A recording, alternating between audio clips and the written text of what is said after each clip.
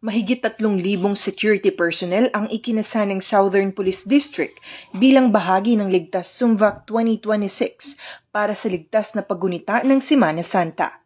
Sa kabuuan, may 2,848 PNP personnel, 717 allied unit at 1,088 advocacy group that force multipliers na idineploy sa iba't ibang lugar ng convergence kabilang ang mga simbahan, pangunahing lansangan, tourist destinations, transportation hubs or terminals at mga iba pang lugar.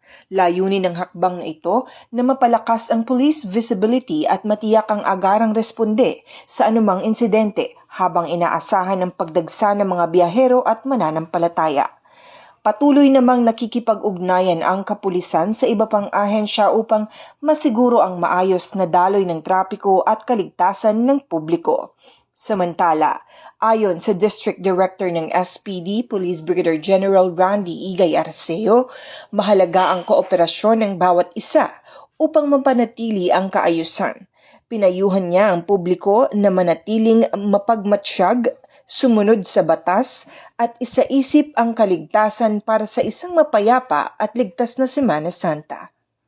Ito ang bagong PNP para sa bagong Pilipinas, serbisyong mabilis, tapat at nararamdaman.